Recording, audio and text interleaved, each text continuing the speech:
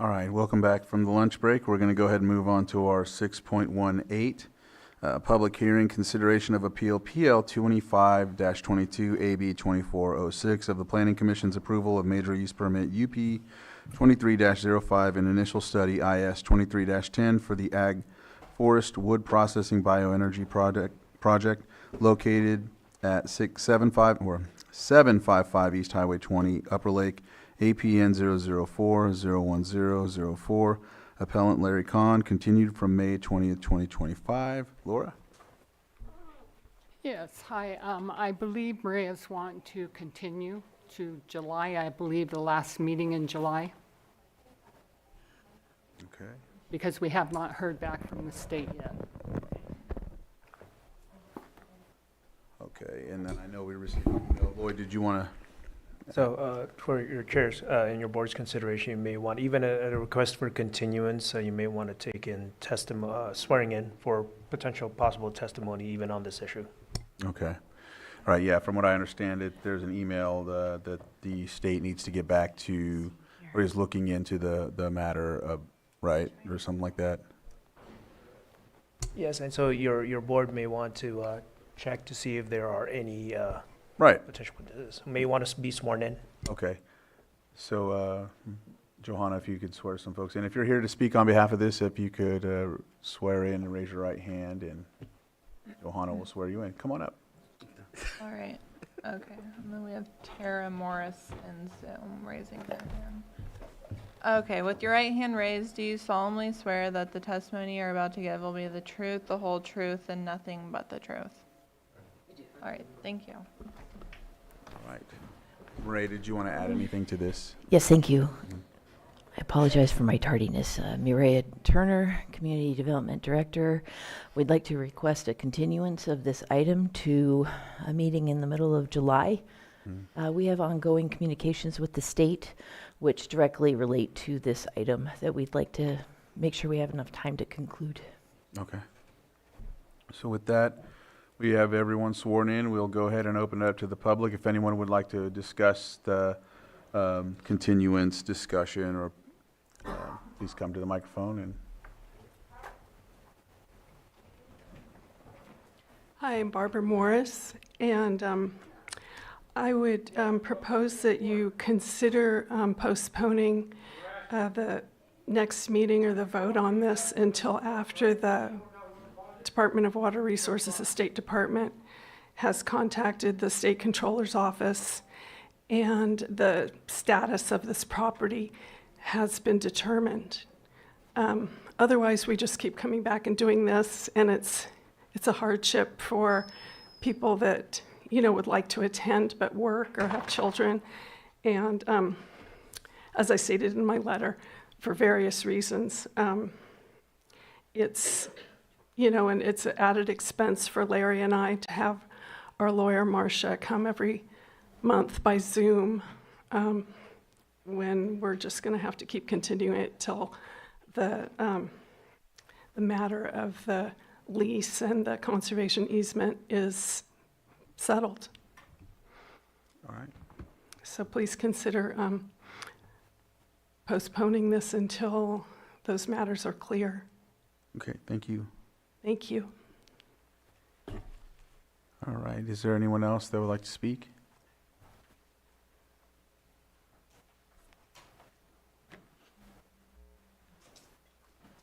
Good afternoon, Tom Lasik. I too support having a continuance instead of a date certain, but a date time certain, unless there's some high level of confidence that the information that the county is expecting can come back in time, because it does create a hardship for a community that can ill afford, you know, paying for this each and every time. So unless there's some confidence that this could be, you know, the decision whether one way or the other can be resolved by July, I would suggest a date and time uncertain, if all parties agree. Thank you. Did you want to add? The request for a time date certain is based on two criteria. First would be if we went too far out, it would cause an unnecessary delay in hearing this item. Secondarily, to go to a time date certain is helpful to our budget because we don't have to notice it through direct mail and newspaper again. All right. Is there anyone else that would like to speak? All right, I'll open it up to the Zoom.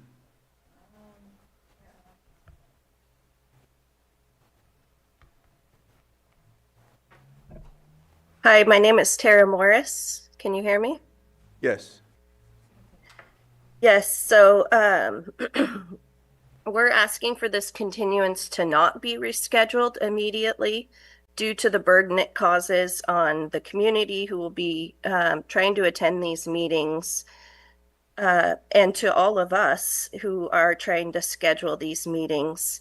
I understand from the emails we've received from our PRA request that the CDD has agreed to fast track this project, and those are the words exactly from Tom Jordan to Myrea Turner, to fast track this project and move it forward as quickly as possible.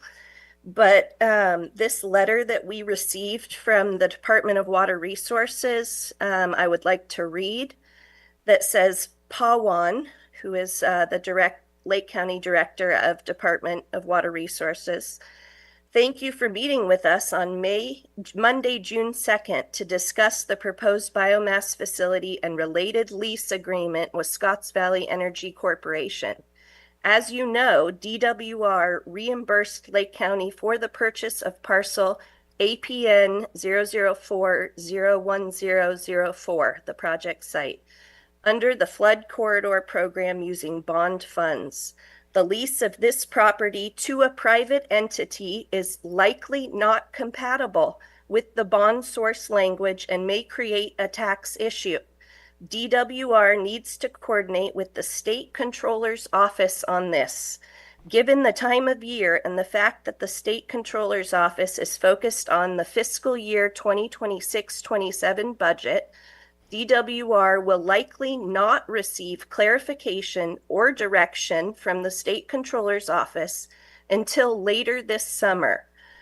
Per the Lake County Board of Supervisors meeting agenda from May 20th, this item was continued to June 17th, 2025, given that the State Controller's Office will likely not provide clarification or direction until after this continuation date. DWR will require additional time to research this matter further. And this letter is sent from Elizabeth Bison, a professional engineer who is the manager of the Flood Financial Assistance Section and Division of Flood Planning and Improvement for Department of Water Resources. So based on this letter, it's not clear that the state controller will have time to have a decision by mid-July. They have other things that they're dealing with. So to push this to mid-July and have everybody show up again and then push it out again doesn't make sense. It's undue burden for everybody. So we're requesting that until the decision has been made as to whether this project site can even be leased and the lease is compatible and that this project is compatible. If you can wrap up, please. We ask that you consider postponing and not setting a date until we have a decision whether this project can even move forward. Thank you. Marcia, if you can unmute. Good afternoon, Chair and Supervisors. This is Marcia Birch, and I represent the appellant and some of the other neighbors. I was actually going to draw your attention to the correspondence that Tara Morris just read to you. There is some uncertainty, and unfortunately, the state is sometimes moves relatively slowly, particularly during this time of year when it comes to the state controller's office. And it is my view that until the supervisors know whether or not this lease is legal, it's not really productive to continue this meeting repeatedly. I think there needs to be a definitive response from DWR and the State Controller's Office. So I understand that noticing is somewhat of a burden, but it's something that county staff does on a regular basis. And I think a renotice makes sense under these circumstances. All right. Thank you. Is there another person on Zoom?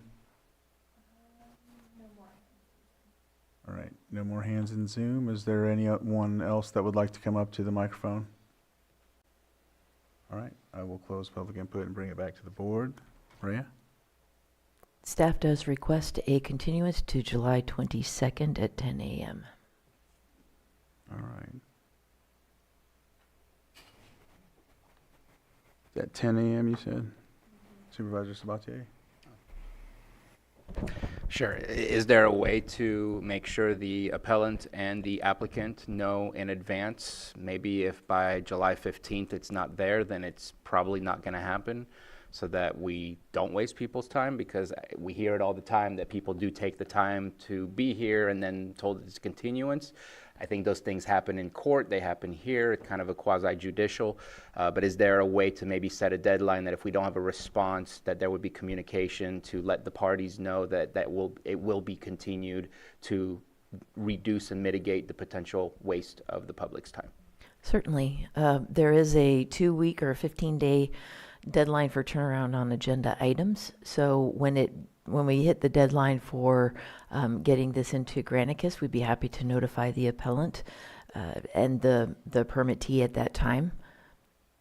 Additionally, another thing we could do on the posted agenda for those who get their notifications through the posted agenda is to add in parentheses that if a request for a continuance will be presented. Is there a way to, because they're talking about end of summer, I've heard that statement being made, I don't know if that's the case. Could mid-August be a thought, or can we put it out that far, or is that? It's totally up to the discretion of the board. The goal of setting it in July was to, if we received the decision or if we concluded our communications with the state by that time, to not have to wait another month. I see. Go ahead, Supervisor Owen. Would perhaps getting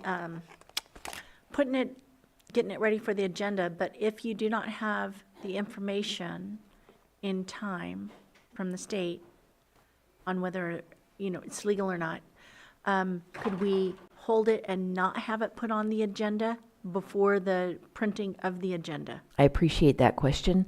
Were the board to continue this to a time and date certain, it would have to be on the agenda, but that's why we would notate if a request for continuance was going to be made at that time. Vice Chair and then Supervisor Sabatier. I'm leaning towards the middle of August. You said there was 2 reasons why it was problematic to put it out too far. One being, or if it was uncertain, then you have to renotice. But would the middle of August be within reasonable belief that we might get something back from the state? Do you have We any do thoughts on anticipate the reply from the state sometime this summer, that? Okay. but they didn't give us any sort of indication on a month or a date specific. So because typically these projects are grant funded with their own deadlines, I haven't confirmed with the permittee at this time, but that was the reason for doing a check-in in July, see if we're done and ready then. If not, we could continue to August or to whenever the board chooses. I'm in favor of August. Supervisor Sabatier. And I just wanted to mention that the question we're asking is a question that was asked 3 years ago when the lease started in the first place. That's somewhat frustrating to me, and I know that's not on you or your department. I'm just expressing some frustration with lack of knowledge on something that was brought up a while ago.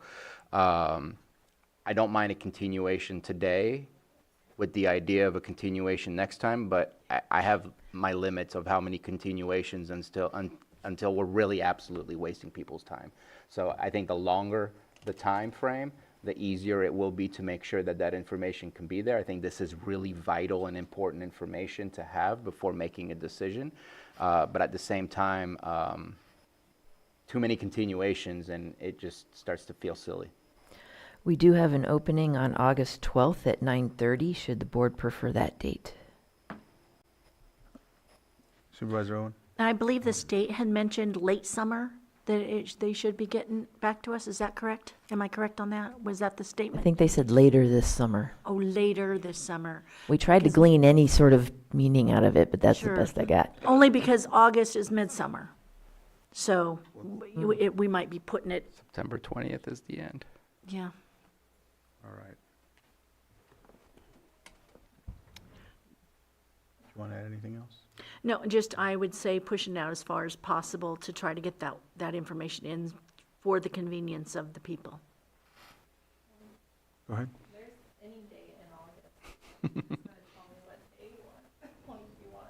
Well, you said August 12th. What? Last week. I'm good with that. 9:30? Okay, August 26th at 9:30. You good with that? All right. You okay? All right. With that, is there anything else, or do we just, Lloyd? It would be a motion for continuing this hearing to a date and time certain. That would be August 26th at 9:30 a.m. Mr. Chair, if it's okay with the board, I'll make a motion to continue this public hearing to August 26th at 9:30 a.m. I'll second that. I have a motion and a second. All in favor? Aye. Any opposed? Motion carries. We'll see you on August 26th for this continuation. Thank you very much. Sorry for making my motion and a question. It's okay. It's okay. Was that the right day? All right, we're going to go on to item 5.14. Oh, sorry, Susan? Yes, the sheriff is on his way, but Patrick is here Okay, let's for do his that item. one. 7.9, Yes. right. So we got 7.9, consideration of resolution granting authority to waive transient occupancy tax interest and penalties on appeal by an operator. Patrick Sullivan, Treasurer Tax Collector.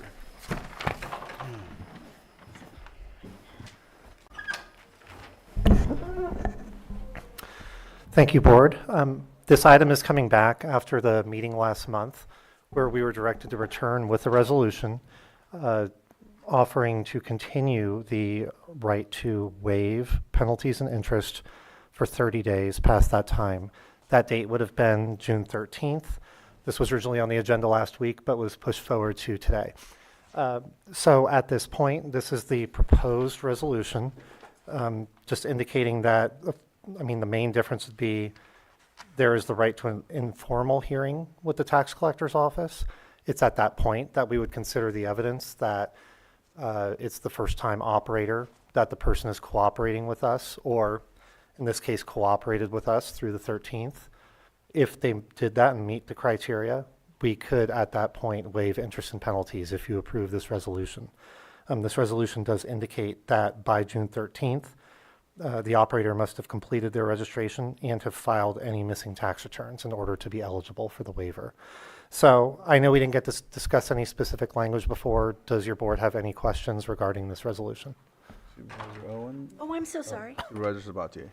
Yes, thank you for bringing this to us after a good conversation last time about how to move forward. Kind of stuck with what we had, so this is making some changes. I know I spoke with Mr. Sullivan and Mr. Guintavano. I would like to add a number 6 at the bottom of the now therefore, that this resolution as well as Resolution 2019-118 expires as of whether that's June 14th or today's date since we're approving it.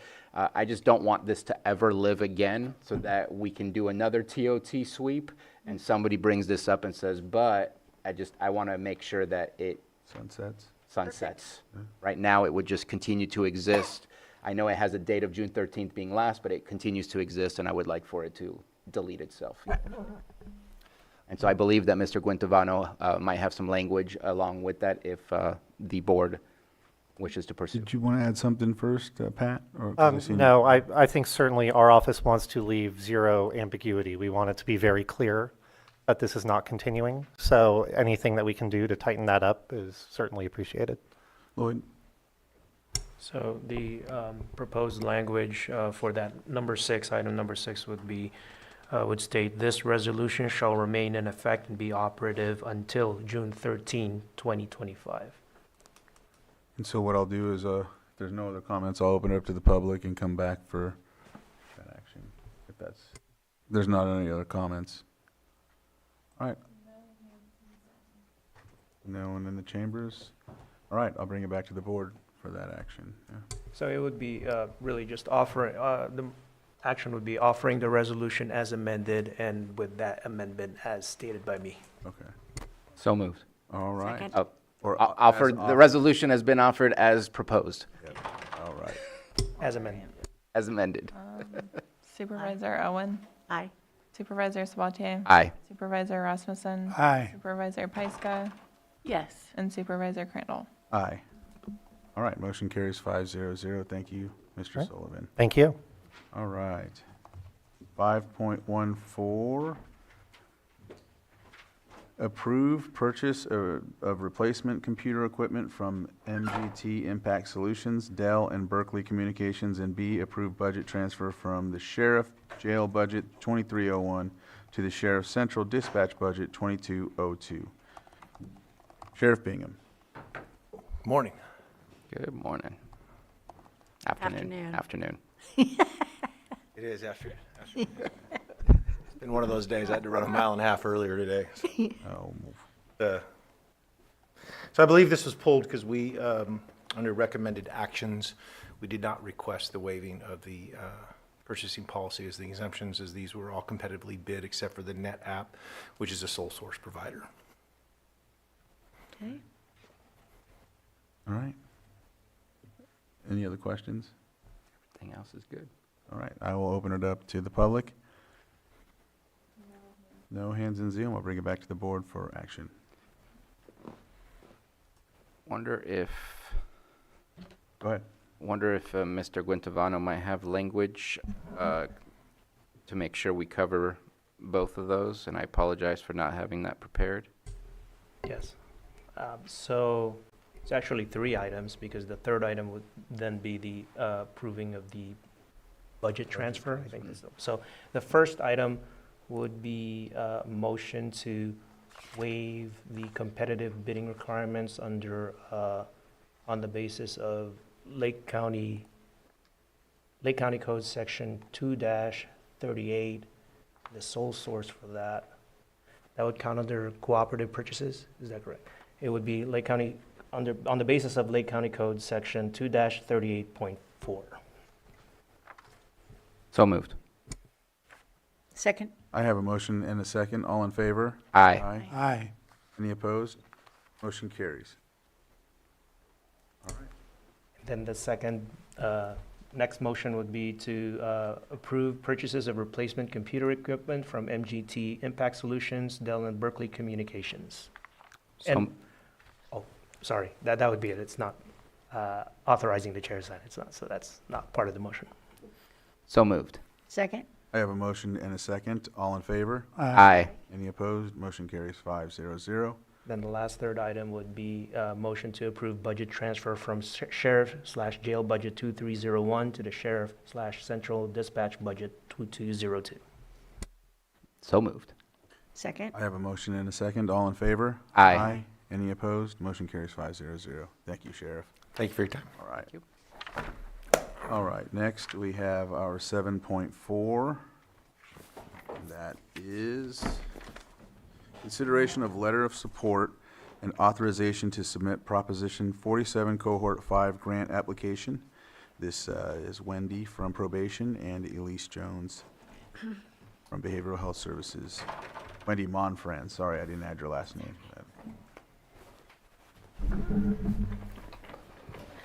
Put it in front of me. Good afternoon. Sorry, we are seeking your approval in seeking Prop 47 funds to enhance the housing project that was approved last year for justice-involved individuals. It would enhance the case management and supportive services they received, and we also are proposing to the grant agency that we implement a workforce development part of that. We have the support of our CHDC, the contracting agency, NCO with their build program, all of the executive committee of the Community Corrections Partnership. Who else do we have support from? Lakeport Sheriff, Police, District DA. Attorney, Public Defender. There's more. There's Tom. more. There's a lot. So we're seeking $8 million, and we're asking you to support us in that ask. Go ahead, Just Vice Chair. to clarify, this is the same project that we also put in for that congressional earmark earlier this year? We did. It's very similar to that. Yeah. Okay. Supervisor Sabatier? So I like the whole thing and looking forward to saying yes. I do have one small problem that I would prefer be more of a gray nebulous area where if we haven't done an RFP to work specifically with NCO, and I love what NCO does with the build program. I try to go to their graduations. I appreciate everything that they do. But I want to make sure that because I've had contracts come before where we're like, well, it was part of the grant, and well, how did we get them in the grant? And so my request of this board is to leave that nebulous and say we're looking for job training and employment readiness services, go through the RFP process with the funds we receive, and I'm sure NCO will have a proposal submitted to us. But that would be my request and preference, to make sure that we follow our RFP processes. Go I ahead. don't think that we have a problem with that. We just acknowledge we at least had some community support that could fulfill that need when we were anticipating what we could do with this kind of money. All right. If there's no other questions, I'll open it up to the public. Anyone on Zoom? Bring it back to the board for action. Is there a consensus to just delete the with North Coast opportunities and just leave job training, employment readiness services with local NGO? Yes. That's fine. Yeah. Okay. Then I move to approve this letter of support for Proposition 47 Cohort 5 grant application as amended, I second that. And then, and authorize the chair to sign. I felt that. all right. And we have a second still. Okay. I have a motion and a second. All in favor? Aye. Any opposed? Motion carries 500. Thank you. Mr. Chair? Yes. So for this item, at least under the board memo, there appears to be two other recommended actions for your board that are interrelated, aside from the letter. One is the authorizing submission of the grant application, and I believe that same grant application and related documents is also requesting or recommending that the behavioral health director sign the application, any related application documents. So I could walk you, I could walk the board through as far as those two motions. Yes, please. So the next motion would be for your board to move to authorize submission of the Proposition 47 Cohort 5 grant application by Lake County Behavioral Health Services in partnership with the Probation Department. So moved. Second. I have a motion and a second. All in favor? Aye. Any opposed? Motion carries 500. And Next motion would be to authorize the Behavioral Health Director to sign the application and any related application documents as required by BSCC. So moved. Second. I have a motion and a second. All in favor? Aye. Aye. Aye. Any opposed? And that motion carries. That concludes this item, 7.4. And now we will move on to 7.5, which is consideration of short-term loan from the general fund to behavioral health services in the amount of $2 million. Behavioral Health Services Director, Elise Jones. Yes, thank you, Mr. Chair, Board. I want to start out by acknowledging that the department has been able to pay off $2 million of the previous loan that was requested, have not paid off the remaining $2 million to the county's general fund.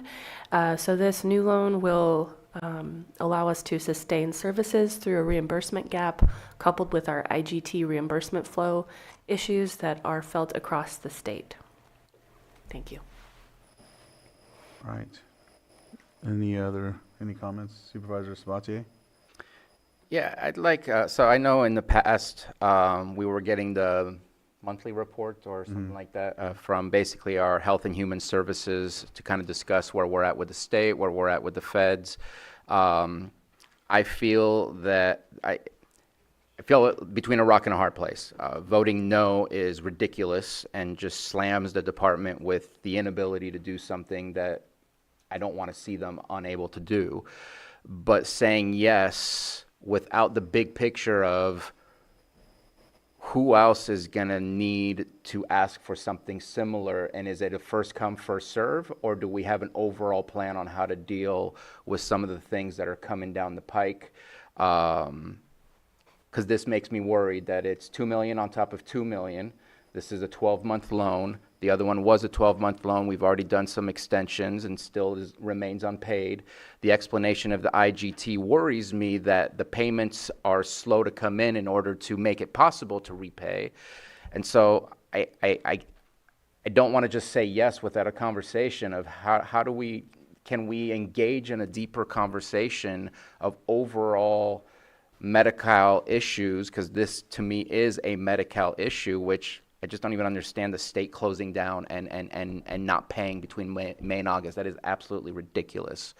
That is not the way, whether you want to see the government as a business, other people who run businesses that put out Medi-Cal claims need to continue to get paid. So today I will abstain if there's a vote that's forced, but I feel the need for a greater conversation to better understand what are we looking at here? Because I don't want to do first come, first serve for who wants to get help when help is needed, because I feel there's going to be a lot more hands being raised in the very near future, and I'd love to have a Health and Human Services discourse to really better understand how we're going to plan for this, because I'm nervous about what's planned with what's proposed. Supervisor Owen? When was our was a $4 million loan? Was that last year or a year ago? Yes. And that was a 12-month loan? Yes. And you've paid back half of it? Yes. And we need to bring it back to a $4 million loan? No. 2. 2 and 2? No. Just 2 million. I don't know if admin's able to help clarify. Yes, Stephen, please. I meant that you still owe 2 from the last. It's 1, I think, right? We owe 1, or do you? No, they own 2. We were unable to pay off the loan, so we're asking for a new loan of $2 million to cover what we couldn't pay off. It's only $2 million. I see. Oh, Okay. Okay. That's, so the Sorry. loan would be a loan on what you already have. Is that a Steven? way to character? So from what I'm hearing is basically you want no extra money from the general fund, just the 2 million to cover what we've already given you. Yes, that's correct. Oh, I misunderstood it. Okay. So this one basically is extending the current loan Oh. Okay, yeah, and I misunderstood the writing. from what Okay. the director is saying. Yes. All right. Vice Chair, did you have? Well, just my concern, yeah, my understanding is that if we didn't do this loan and they ran short of money, the county has to pay for it anyway, and then we're at risk of not getting it paid back potentially. That is Is that correct. correct? We would make every effort to have it paid back, but that is correct. But there is that possibility, because we have to pay the bills, the county does. So that's my concern if we didn't approve it. And for other like social services or public health, if something like this came up, they have they have more funding that hasn't been ravaged by IGT, so it is possible, but it's not as likely. Don't mind having conversations with them as well. Supervisor Owen? I feel better about it knowing that you already have the money, that we're not taking additional 2 million out of the general fund, because that's the way I was reading it. No, we're not asking for any more actual cash to come We're to just us. extending the loan that you currently have. Yes. Okay, thank you. Supervisor Pyska? Yeah, I think we need to continue to provide these services and only address what we've got in front of us today. Supervisor Sabatier? Just a legality question. We have, I don't know if it's a resolution or something for the first loan. We've extended it for it to be paid. I can't ignore the fact that we have kind of like a loan agreement that it will be repaid, and here this talks to a new loan as far as the resolution goes. It doesn't even discuss the prior loan. So how do we make sure that, like, I would prefer seeing an extension of that loan, because really the extension is for another full year, than a new document. Because I think everybody, including what I'm believing is admin's perspective, thought this was a new loan.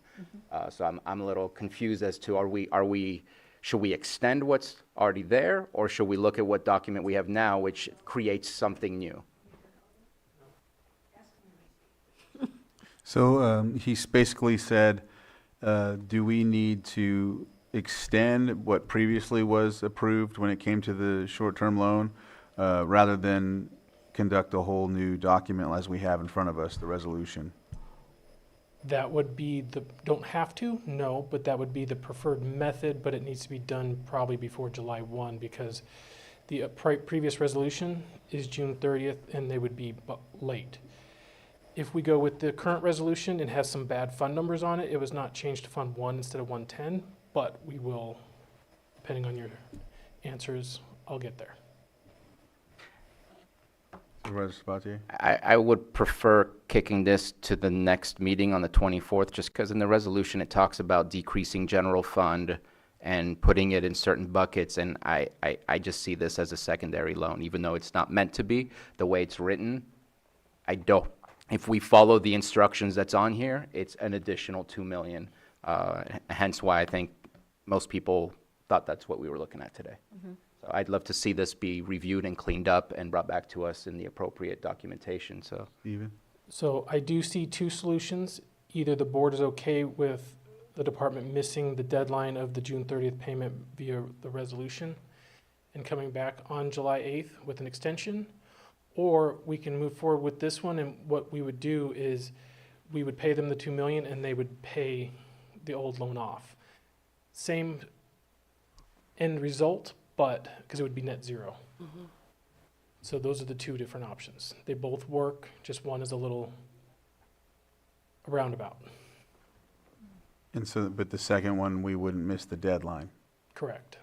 The other way, we would miss the deadline. Correct. All right. How does everyone feel about that? I'm okay with the second one, or where we don't miss the deadline. The first one? First one, I guess, I'm confused. And then come back and fix it. Or, I'm sorry, not come No, back they and fix would it. pay it, yeah. Pay it. Yeah. And then, Net zero. It appears that in the item, there's a clerical error, so if your board were to approve that, it would have to be as amended, I believe. yeah. I'm okay with approving it as amended. Supervisor Sabatier? Last time the extension came, I voted against it. 12 months is, in my opinion, $2 million from general funds. I can't continue with this. No other comments? I'll open it up to the public. We have one right here. Hi, Elaine Brown. I'm just wondering, three things. Maybe this is what you want oversight on. What are the services provided for that $2 million? Is that designated, how the money is getting back into the system? And who's the oversight on that? Right. Did you want to answer some of that? Yes, so primarily the $2 million is used to cover contracted services within the specialty mental health program. So that includes things like all of our medical psychiatrists, all of our nursing services. They're very expensive. And we have direct oversight from the Department of Healthcare Services to provide those services, as well as the auditor controller to ensure that all of our bills are paid, and our maths, as well as the administrator's office, Stephen Carter, So we have full transparency in all of our books, and anybody is welcome to come through and look anytime at how we account for our dollars. All right. No one else on Zoom or anything? All right, I'll bring it back to the board for action. So I would offer the resolution as amended with those mistakes. Yes, and so for, as part of that motion, the amendments would be any reference to the fund number 110 and after the now therefore paragraph in the resolution that's posted for your board is changed to or revised to Fund 1. And that would be the amendment for offering the resolution as amended. Offered with that language. And that's also with the caveat that once the funds are given, they balance out and then something like that. That's my understanding, yes. Yeah, just making sure. All right, resolution's been offered. All right. Supervisor Owen? Nay. Supervisor Sabatier? Nay. Supervisor Rasmussen? Aye. Supervisor Pyska? Yes. And Supervisor Crandall? Aye. All right, motion passes 3-2. No, it doesn't Does pass. not, because it Needs a requires 4-1, right? Yes. All right, so motion doesn't pass for it needs 4-1. So what happens from here, Lloyd? Well, no action is then taken Okay. by your board, so the resolution that is not adopted. All right, so the resolution fails. So, and which critical services are not going to be funded now? Our contracted providers of nursing services. And are we going to be in violation of those contracts? I don't know. I'd have to do a further analysis at this point to determine what our options are. How many people are going to be impacted? I am not sure. I couldn't state definitively. Supervisor Sabatier? So again, there is no not moving forward. I'm just, this is not clean. Is it possible during the behavioral health budget item to show us what is the plan to recoup? Because what I have is mostly those dollars cannot go back to be paid back for the loan. It goes back into the programs. And I don't have an understanding of how the $2 million will be paid back at this point in time. Is it possible to have that presentation during the budget time? I'm not quite sure I understand your question. I'm not quite sure how you're going to get the money back. So the way that we've been paying it back, it's just that those, the cash flow of Medi-Cal reimbursement and revenue is slower than anticipated because we must contribute a significant portion of what we make into the intergovernmental transfer process in order to draw down more Medi-Cal revenue. And because we receive some of the highest Medi-Cal reimbursement rates in the state, that was a significant burden in order to pony up the matching funds for those services. So I don't see this issue continuing into the next fiscal year. I believe that this will conclude that. And yes, of course, I am happy to present to your board regarding all of our finances on the 24th.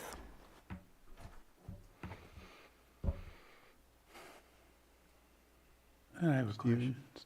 Yes, go ahead. Vice Chair. So if it did come back in front of us, would there be an opportunity to, no, it's, okay.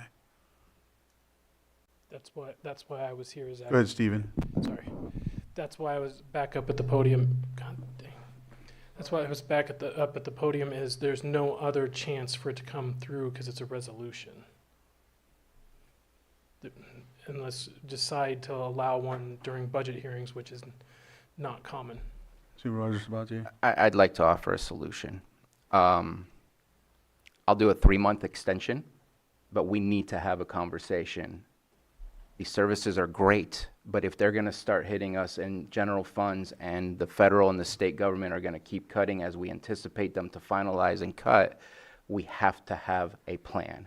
And so within the next 3 months, I would like to see a Health and Human Services conversation about what are the mandated programs, what are the not mandated programs, so we can come up with a plan, not to eliminate programs, but so we can be prepared and we can know what to do.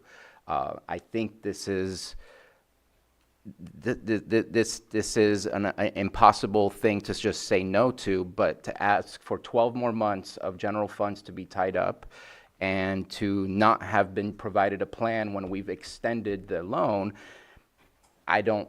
there's a level of discomfort that I have, and I think that I can find comfort if we do a 3-month extension with a deep dive conversation with our Health and Human Services about what is coming up, and by that point in time, things will have been more finalized, and either I need to stop talking the way I'm talking because they're not going to be as bad as they are, but there will be cuts that come down the pike, and we cannot keep thinking that we can do business as usual. I'm nervous about that. Stephen, did you come back for a So my question there would be, do you want it in open session with all 3 department heads here, or talk to admin to work out what that would look like? I would say you guys could figure out what the best platform would be, but I think it needs to be a platform for a public conversation. People who are on these services and programs are probably really nervous not to know what we're planning or what we may have going for us. But I think that showing that we have a plan, at least on the shelf, may alleviate some of the issues that people are going through and their concerns. Supervisor Pyska? Yeah, Director Jones, you mentioned that you thought this would be resolved this year and that this isn't going to continue. So can you just elaborate more on that? Well, my anticipation is that we would have been able to pay off the remaining $2 million when the Medi-Cal payments resume in about late August, early September. Typically, what we see on our transfer up of intergovernmental transfer funds and what we get back is it's about $2 for every dollar. It's that the flow of it is too slow, and in order to keep it moving, you have to keep feeding the monster. Right. And so we're slowly, inch by inch, also trying to stock up our reserves while still maintaining service continuity. For example, the mobile crisis benefit, which is significant. All of our expanded services and our dramatic push to increase services is behind this, and that was an intentional choice that we made. And I do not anticipate, I think that we will have resolved our IGT cash flow issues after this and will not have any more need to go before the board. Now, I understand that the state budget was approved and a lot of the cuts that were discussed did not go through relating to healthcare. It is also true that many of the services that we provide are not being contested for payment. A lot of waivers with the government for Medi-Cal services are maybe not going to be renewed. We don't know yet, it remains to be seen. But the core behavioral health services will continue. So in the absence of state funding for programming, our most non-essential services, if we were short, would be shuttered. So those are the peer support centers, other outreach and engagement activities that are not funded through Medi-Cal would not be prioritized with our funding. Thank you. Supervisor Owen? And it sounds, by pushing it 3 months out, it sounds like you're probably not going to need it at that point as you're anticipating being able to pay it back at that point. So that would get you through the crisis, is that correct? That is correct. That's a solution. Perfect. Did you? No. Well, it's not up to us to reconsider. No. Lloyd? So if your board is willing to entertain a reconsideration of what, of the action or non-approval that took place, we have Rule 9 of your, of Chapter 1 of the Policies and Procedures, in which any member of the board who votes in the majority on a question, so there was 3 who voted in the majority, as well as any member who was absent, that doesn't apply here, is eligible to make a motion to reconsider. And then a motion to reconsider shall be in order during the meeting at which the action to be reconsidered took place. That's the same meeting that we have here. Provided all members are in public, all members of the public are still in attendance, this item is still open for your board, hasn't been closed, during the original action, and are still present in the board chamber. So motion for reconsideration is an option available to your board. Anyone who voted in the majority may make that motion, and then we'll go from there as far as any actions that would flow from that motion. I move to reconsider. Second. So I have a motion and a second. All in favor? Aye. Aye. Aye. Any opposed? Motion carries. Lloyd? So now, with this reconsideration item, what's before your board today is a resolution.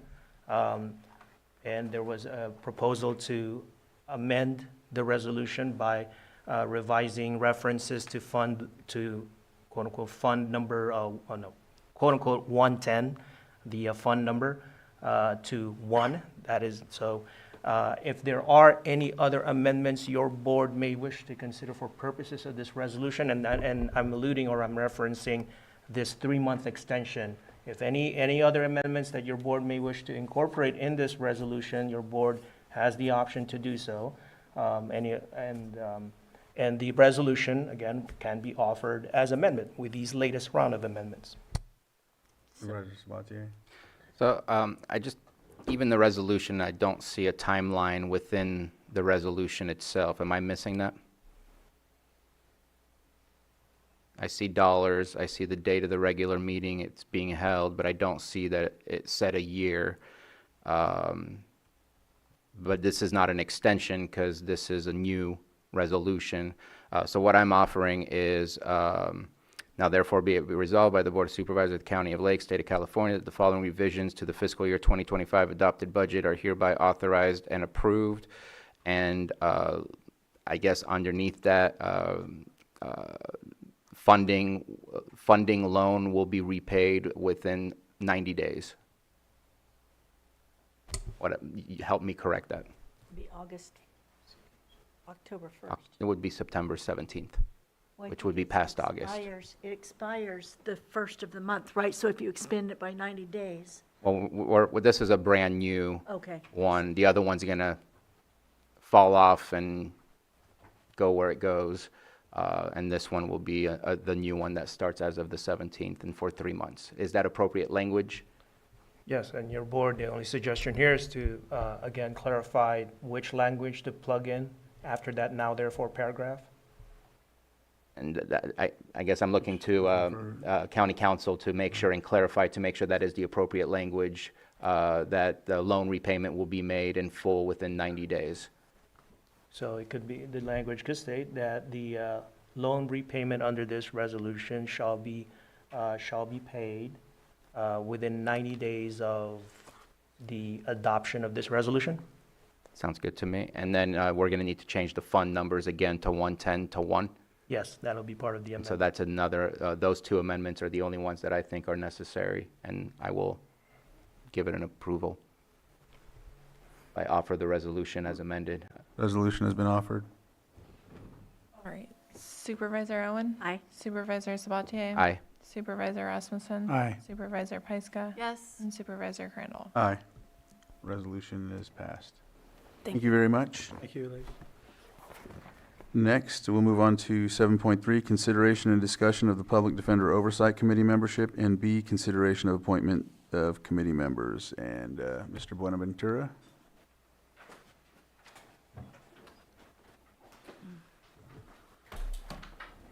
Good afternoon, members of the board. First, I want to thank you all for the really nice, kind, and considerate note that you all signed when I had to leave the country for my father's funeral. I really appreciate it. It really it eased what I was going through and tremendously, and I felt very, very. It was very kind of you, so thank you.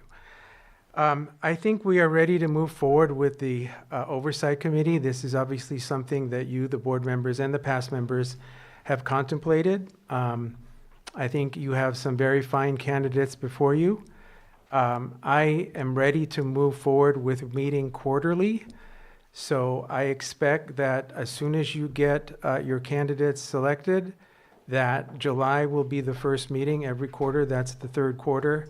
And then I expect the next meeting after that will be in October. So at least initially, that's the contemplation, is to do quarterly meetings.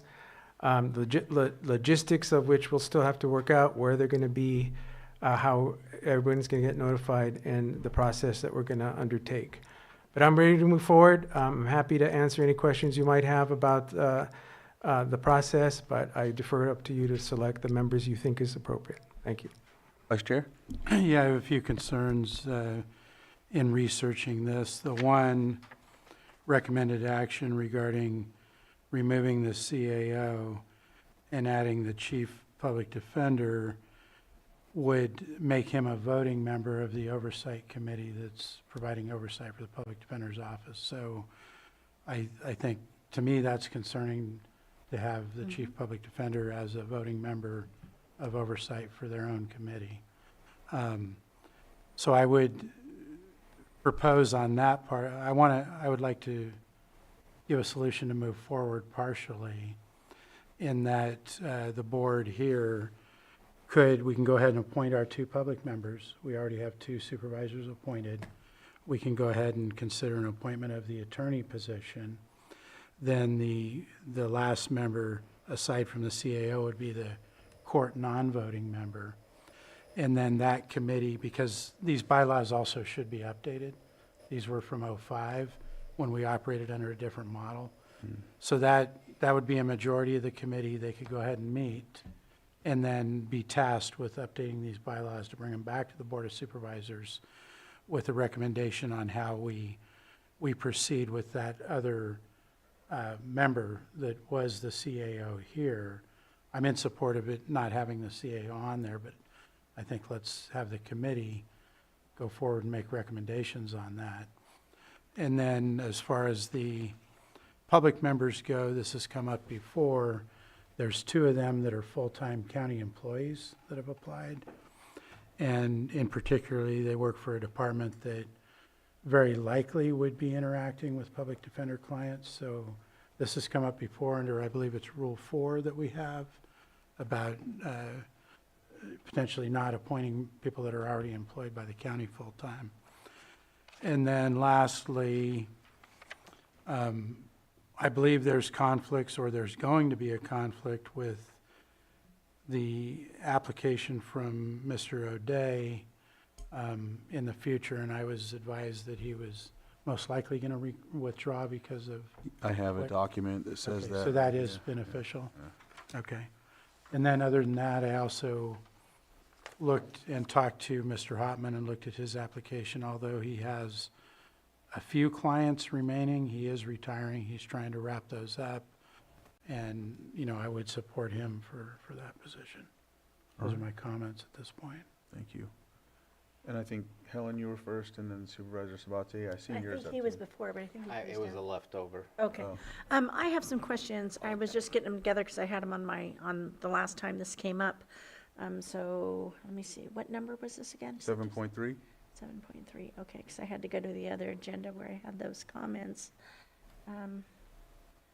So how long was this process open for the people to be on this? When did the process open? When did you start taking applications for the oversight committee? When? Johanna, do you? How long has it been open for the oversight committee? It's been open, I believe, since at least January is my recollection, or sometime first of the year. It's been quite some time. I know it's been quite some time, but I think that there was people that filled out applications a while back when it first opened up, and I don't see them on there. That's what I'm getting at. So I was wondering what happened to those applications. I know we didn't, but I think that it had opened up a while back. So I was wondering about those applications. Do you mind if I sit down? Yes. All right. Well, you're welcome to come up here. You want to sit up here?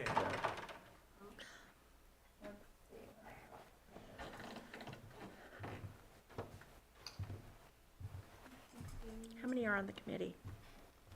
There's 7. 7. There's 6 voting members and 1 non-voting member, so 7 total. Two members of the community, 1 I attorney. believe we started taking applications in 2023, but we didn't have a public defender at the time, which kind of stalled forming. So what happened to those applications? Well, just from my recollection also, and when we have committees that don't follow through or that don't end up getting seated, the reason I know is because I have 3 town halls. This happens all the time. They end up opening it up again, and then folks would be expected to reapply. reapply, so yeah. they don't save those applications and bring them forward. From what I understand, a lot of times that's happened, and I've had to have them either refill out or something like, that's from what I remember. Yeah, I'm on just mine. curious. I don't know if it's Because similar somebody to asked this. me. Well, okay, so it's hard for us in the clerk's office to know if someone would still be interested. So when we have applications from so long ago, we encourage people to reapply when we re-put out that the board is open.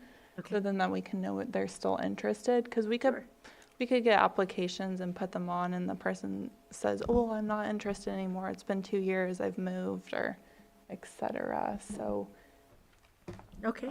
but we can always, like, if someone didn't get their application on, we can always continue it and find, or they can reapply and we can put it back on the agenda. It's never an issue to not have everybody like put their application in. Okay, and is there any applications, how many were turned in total for it?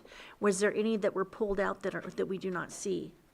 That, for whether it be vetting or if they were somehow chosen not to be put on? Let me check in Laserfish, one moment. While you're checking, Supervisor Sabatier, did you want to? I'm wondering, is it possible to, because I get the whole, I don't know that I want to see CAO spending time on this. I'd rather see somebody, or at least your designee, somebody who has a little bit more experience and understanding of the public defenders, maybe the court system. Is that something that county council can be asked to be a part of? Is that legit as far as a request, so that it doesn't have a conflict of interest? So my office can certainly take that under review. That seems, for purposes of this board item, that seems to speak to the composition of the committee. So direction can certainly be provided to, from your board to staff to determine the appropriate composition of this committee, of this oversight board moving forward. And that may be done in conjunction with the anticipated amendment or revisions to the bylaws, which more often than not, they would include the composition of the members of this board. I had Vice Chair. actually thought about that same idea, but it also seems to me that it might be not the best idea to have county council, since they are the attorney for the county and they have to represent, you know, potentially any issues down the road with any of our advisory committees. So that's why I kind of abandoned that thought after looking at it. But I think that, you know, it would be good work for the committee that we can appoint to bring us back ideas on who could replace the CAO. What about a volunteer that volunteers at county council? Just thinking out loud. I believe we have 2 supervisors already. Chair Yes. Crandall, I believe you're one of the Yes. supervisors. Who's the second? Me. Okay.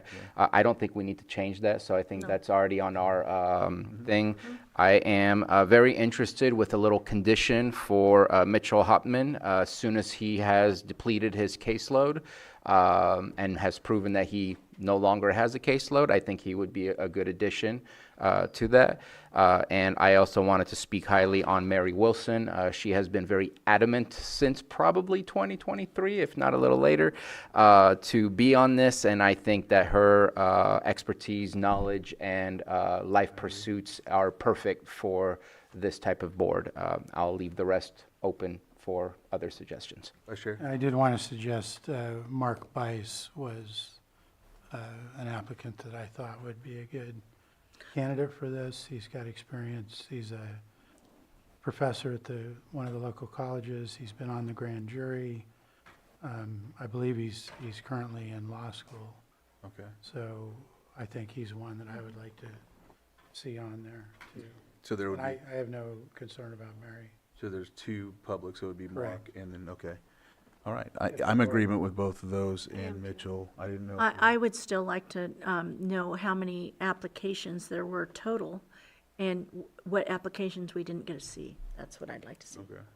Okay, so the press release was sent March 5th.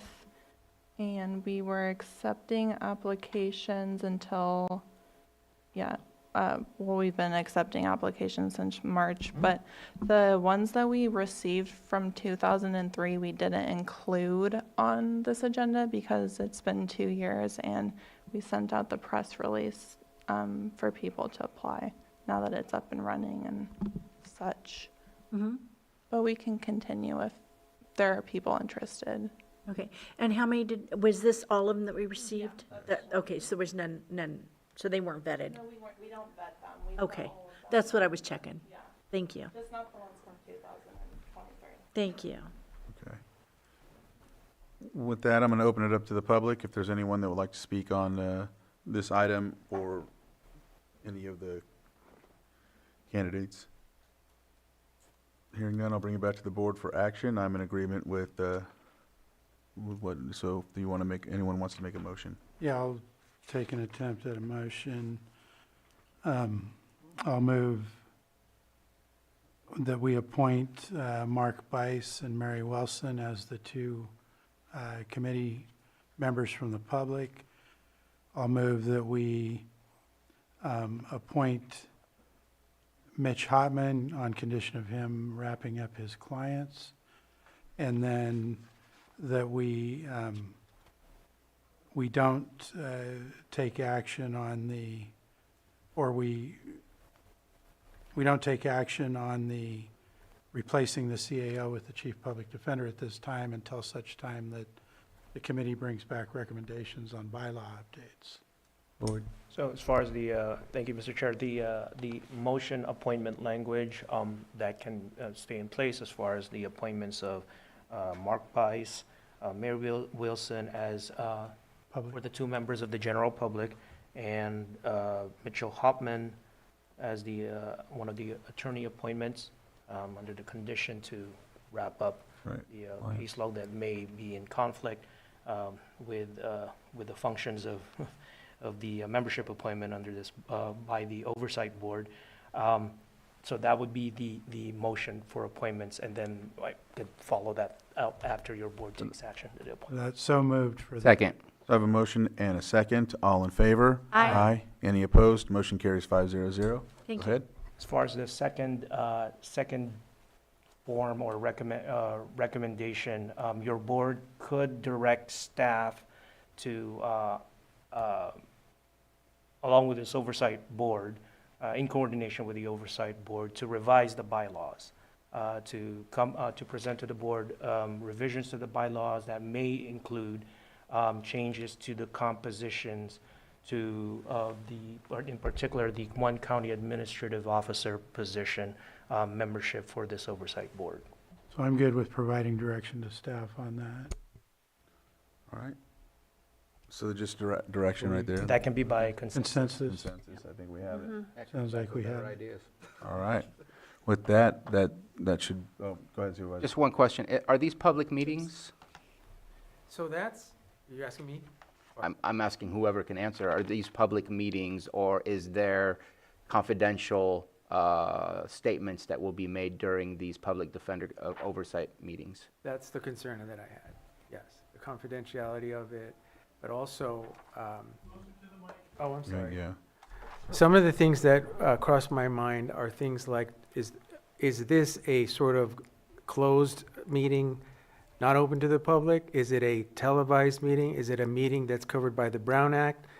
And so these are, and is it a meeting that I should facilitate, or am I just a participant, meaning I'm a presenter?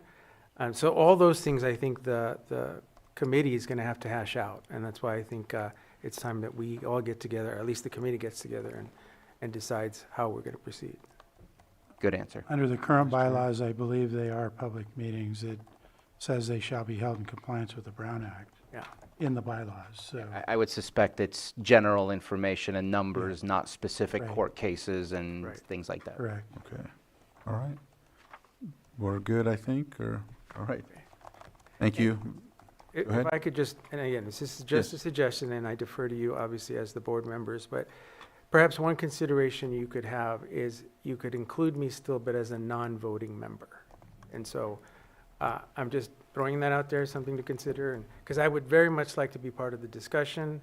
And if I'm just left to be a presenter, maybe my input is not going to be, I'm not going to be as present if I wasn't a member. That's just a suggestion.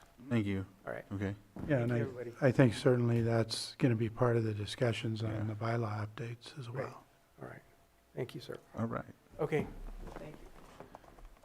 All right. Next is our 7.8.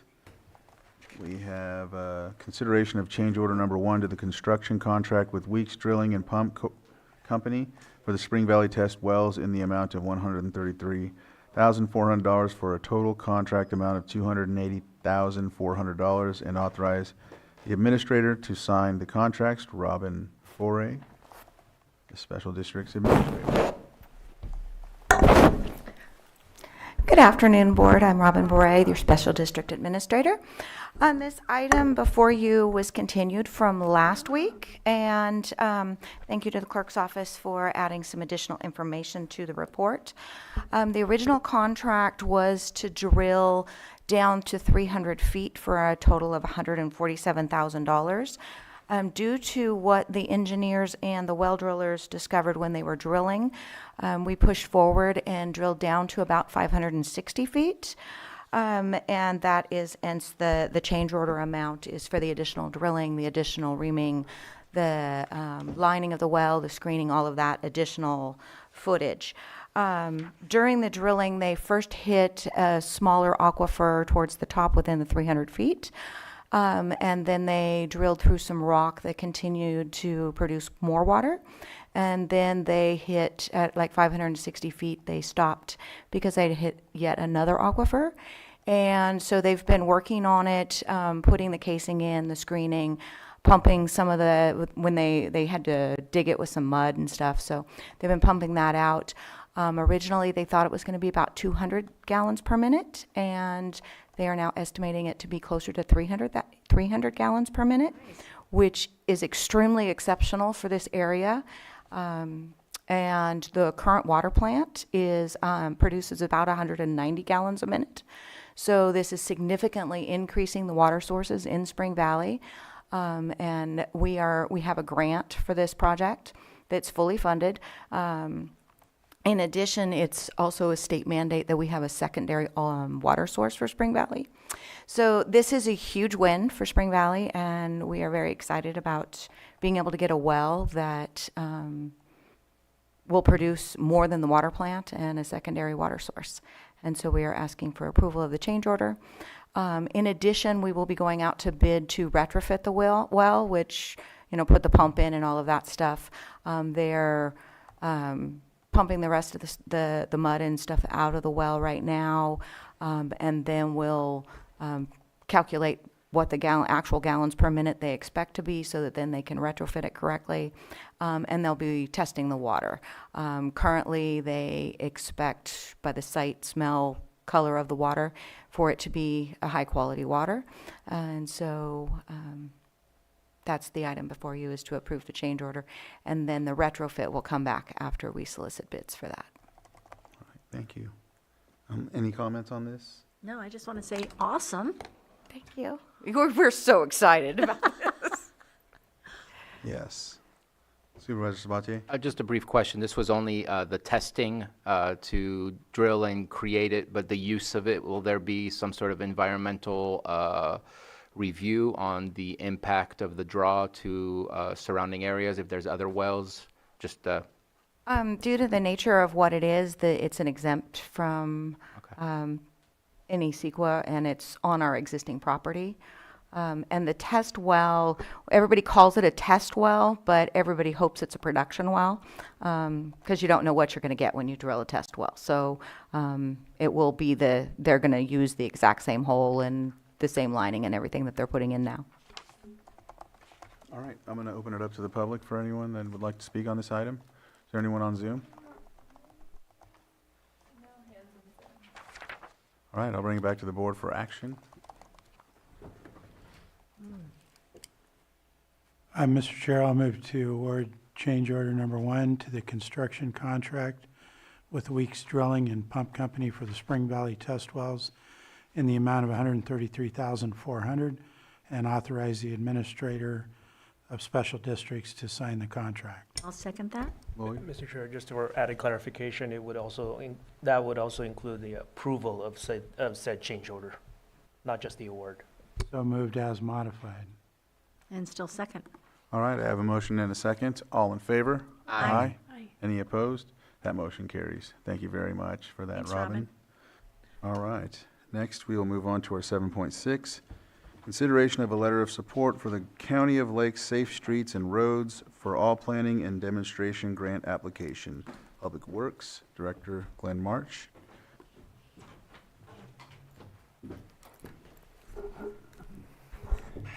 All right, go ahead. Think so, is it? Oh, yeah, you have to press the button. Okay. Good afternoon, Chair Crandall and members of the board. My name is Glenn March. I'm the Public Works Director here. I'd like to introduce David Bingham, who has been with the county for 18 years. He was recently promoted to Capital Project Manager. And he will be, David and I will be working together on completing the SS4A grant. So the SS4A grant is a safety grant, which is a US DOT safety grant. So when we think about buckets of money for roads, we think of highway bridge program funds, state transportation improvement program funds, our HUDA and our SB1 funds, but safety project funds are two large buckets of money. So currently, we are eligible for California Highway Safety Improvement Program funds, and we have those funds funding two projects right now. We are not eligible for our the federal Safe Streets and Roads for All funds. So David is going to get into that and tell you about our LSRP and what we're up to working with Lake APC. Good afternoon.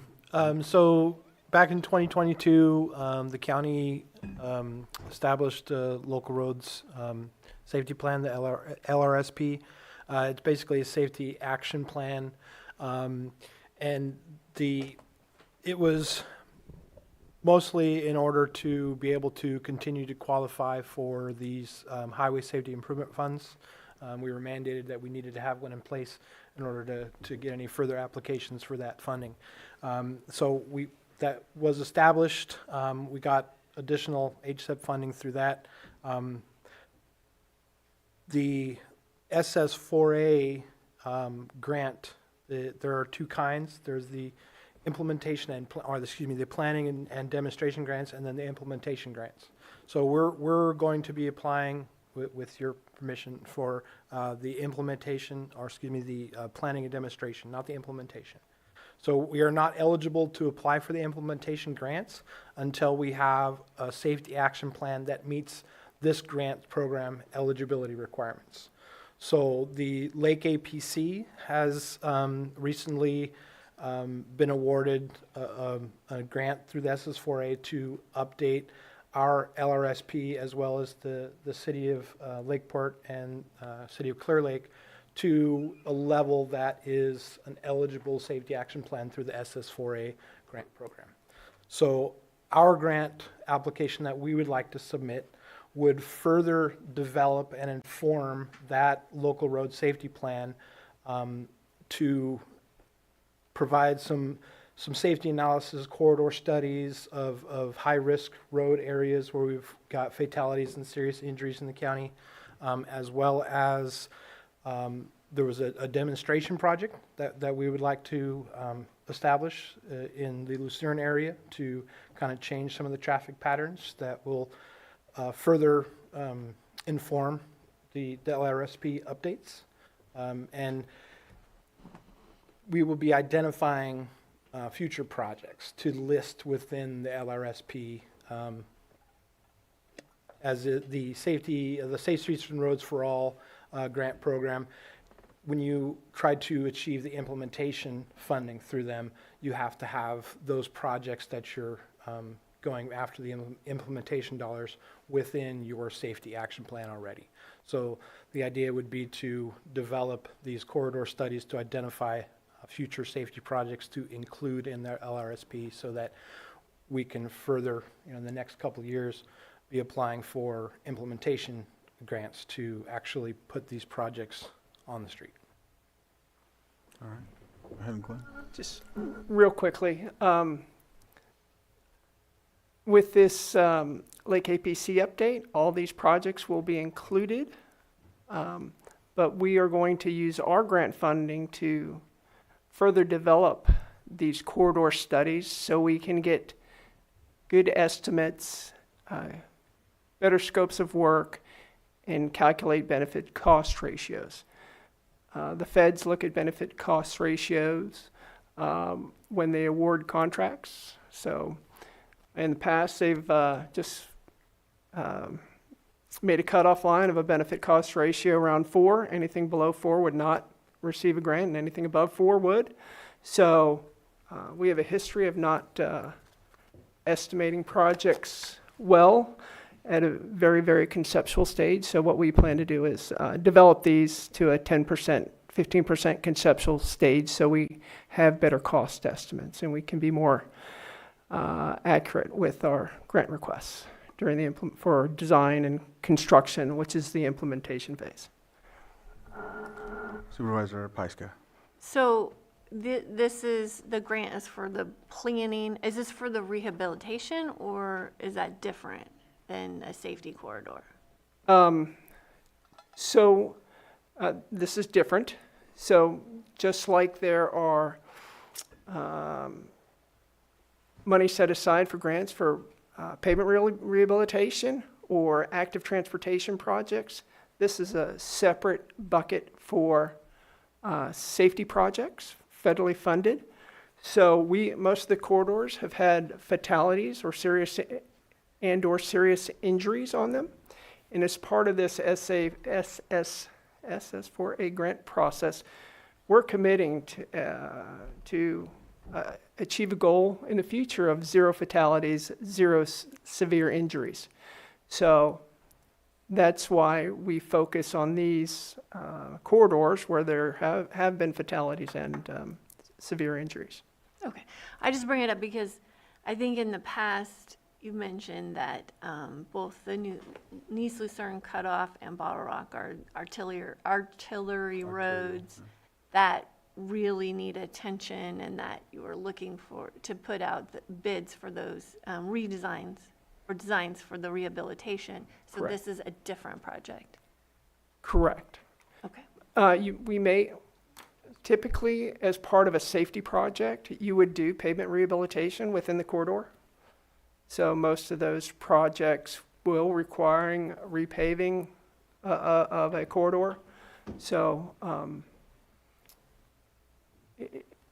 you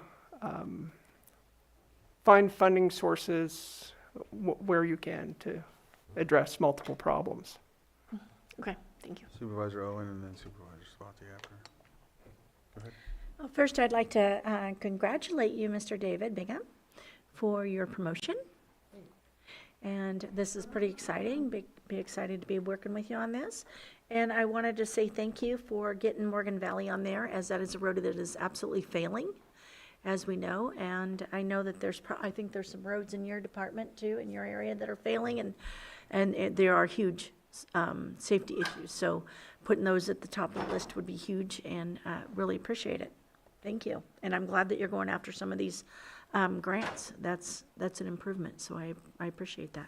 Supervisor Spati. I just want to clarify the response to make sure I understood. This specifically with the roads listed, and I apologize, I didn't see what was slapping me in the face. The roads listed within the memo, those are only, the money we're asking is to plan and design those roads, not for the actual implementation of the construction or whatever needs to happen. So when we talk about planning, we're talking about developing 10% plans. So an implementation grant, which we are currently not eligible for these safety projects, they take the project through design and construction. So, We're at the Or- beginning. We're doing 0 to 10. yes, 0 to 10. That's just what I needed the clarification for. Yep. Thank you. All right. I have one more ahead. question adding on to that. So I know that our original date for planning on Morgan Valley, where the road is slipping down the canyon, was May. So what are we looking at to get this planning done to be able to get the road fixed? So there's, currently I'm working with a geotechnical consultant who's gone out to the Morgan Valley last week to give us a geotechnical report on Morgan Valley. So hopefully within the next month, we'll have that geotechnical report and we'll have some temporary solutions to address that. And we also have a grant to construct a permanent solution. Okay. But no time frame. No time frame. All right, with that, we'll open it up to the public. Is there anyone on Zoom? I know that.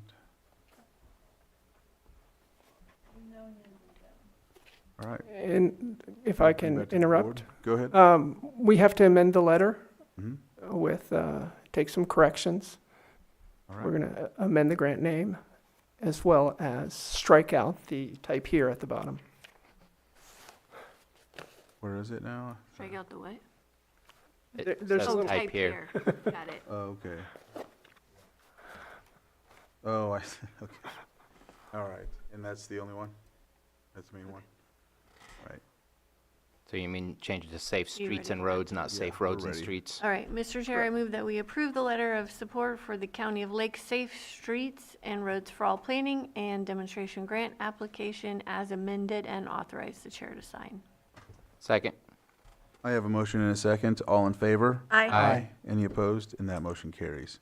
All right, thank you. Let's see. Now we are at 7.1.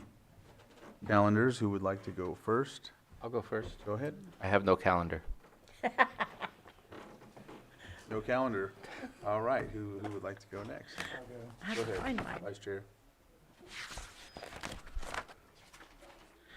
I never put it. Okay. Had Scotts Valley Community Advisory Council meeting last night.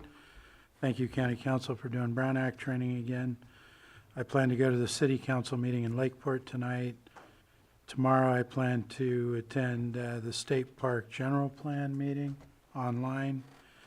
On Thursday, I'll be back at the Judges Breakfast to host guest speakers. We'll have the healthcare it's called the Heart Hub now, but it's the Health Education and Innovation Center through Sutter, speaking tomorrow. And then I do Thursday, and then I also have a meeting with the Clear Lake Animal Association. Next Monday, standing meeting with the Lakeport Mayor. And then I just wanted to bring attention to the board and the public that there's currently a provision in the Senate Energy Committee as part of the budget reconciliation that proposes to sell 250 million acres of federal land in the western United States, with 16 million of those acres being in the state of California and many thousands of acres being in our county. And my review of the map, although it's not precise, I'm thinking we've got 75, 80,000 acres in Lake County that may be up for sale if this were to pass through the Senate and get into part of the budget. And they're going to want to move quickly on that if it does get into the budget. Hopefully, it doesn't. I've talked to our admin staff about checking with our consultants on it, and I've also talked to our congressman's office about my concerns with that. That's the end of my report. Is that Mendocino? Yeah, that's part of the Mendocino National Forest and many thousands of acres of Bureau of Land Management land in our county, Okay. both I didn't know National that. Forest Thank you. and BLM. Thank you. All right. Thank you for bringing that up. Tomorrow, I have a meeting with the Lime Foundation in the morning. The Clear Lake State Park General Plan is happening tomorrow. Are you going Yeah, to go to that? yeah. Okay, good, because I don't know that I can, because I also have a NACO meeting. I've got a meeting in Kelseyville. Oh, you're coming to that, right? Okay, good. Which one is The it? one at 3 o'clock, the saw shop? I think so, yeah. Okay, good. Thursday is a holiday, but I have 2 NACO calls, so I'll be doing those. Friday, I've got a panel prep with NACO, Coal Creek Advisory. Are you going to that? Yeah. Okay, good. And then I'm going to be meeting with admin on budget. And Saturday, I will be at Middletown Days. Monday, I have my meeting with CIO Parker. Okay. Okay. Do you mind if I ask a quick question? Was Wanby canceled on Friday? Because I know I can't make it. Yeah, I mean, I told them I wasn't able to make it unless they really didn't have a quorum, and I just can't make it, and I didn't think it was appropriate for all of us to, to just barely have a quorum anyway, so, yeah, it just disappeared. Go ahead. Okay, so I gave my six-month overview at the Middletown Area Plan, or Middletown Area Town Hall on Thursday. I also did my CTA training, which is our Certified Tourism Ambassador, so I'm a Certified Tourism Ambassador for Lake County. I think our splash pad meeting is going to be rescheduled for this week, correct? Is that correct? Still unknown, but it's not scheduled for, I think it's Thursday. So let me see, Lower Lake Action Group Dinner is coming up this week. I didn't write down dates. Calliope Water Board. I have an event at the ranch at 6 p.m. I think that's on Thursday. Middletown Days is this weekend. I believe it's Friday through Sunday. I'm going to be going in the parade on Saturday with our Monica Rosenthal, which is our planning department director, or commissioner. Thank you. And so I think that's it. All right. I actually ended up going out to Lake Pillsbury on Friday. I swore in one of the board members from the Lake Pillsbury Fire District, and actually went back on a boat with them. They showed me again some different things when it comes to the dam. The dam was, all of the, they were lowered, so it was a lot of water coming out, and yeah, it was just one of those things to get another look at it while we're discussing it heavily during this time frame. Went through some of the community to see the cabins and whatnot, things like that. There was 2 landings. We've seen some planes land. I've never seen a plane land there, just use the water, so it was pretty cool. Tomorrow we got Worth in the evening for the town hall. Thursday I have the law library. Friday I have a meeting with the state treasurer's office. And then back here on Monday with the CAO meeting, and back to the board for budgets, right? Starting the 23rd, and that's it. So from there, we will go into closed session. Closed session consists of 8.1, Public Employee Evaluation, Special Districts Administrator, 8.2, Public Employee Discipline, Dismissal, Release, 8.3, Conference with Legal Counsel, Significant Exposure to Litigation Pursuant to Government Code Section 54956.9D2E1, one potential case. And with that, we'll go into closed session. All right, we'll see you. So when you open the link I sent.